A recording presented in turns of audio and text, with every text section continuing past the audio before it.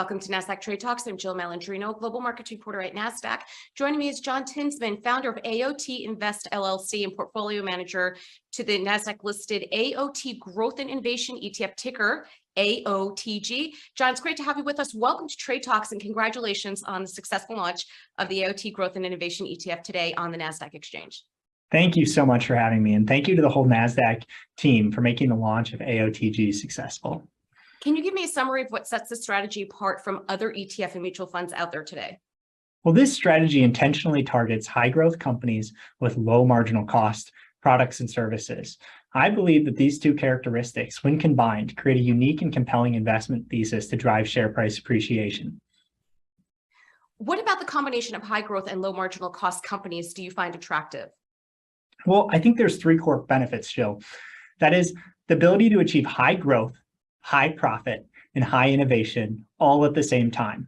In terms of high growth, look at it this way. Which company could double their production and sales more easily? Boeing in the number of airplanes they produce and sell, or Microsoft in the number of Microsoft Office licenses they produce or sell. Low marginal cost companies are simply able to scale their production and sales quickly without high capital costs and being funded by debt.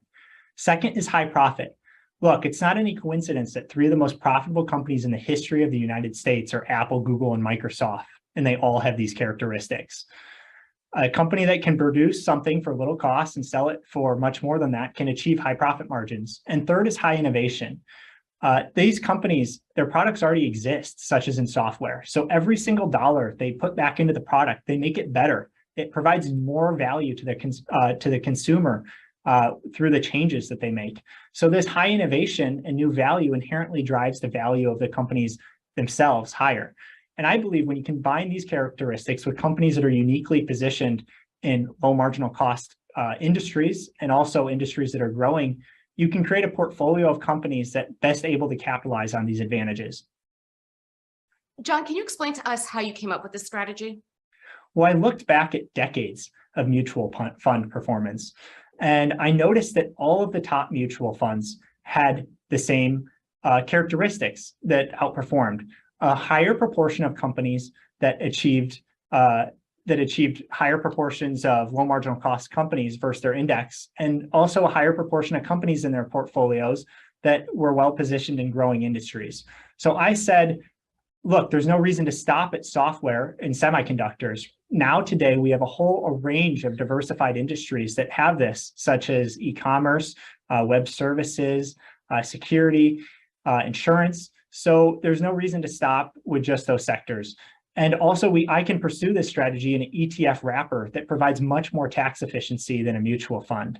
So I set out to provide this strategy that I believe will outperform the market in the long run. You could see the Fidelity Software Fund versus the Fidelity Semiconductor Fund versus the S&P 500.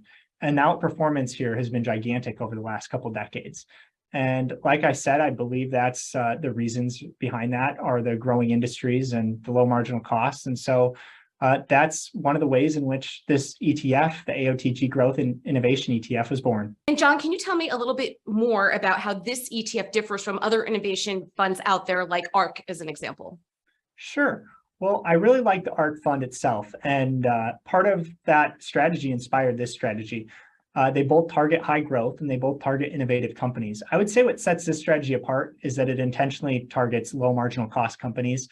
And also a very large proportion of this portfolio are companies that are highly profitable, such as Google and Microsoft, and have a lot of free cash flow. So I believe that this high growth portfolio will be uniquely qualified to navigate the high interest rate environment we're seeing today well. All right, John, appreciate the insight. Thanks for joining us on Trade Talks. I'm Jill Malandrino, Global Markets Reporter at Nasdaq.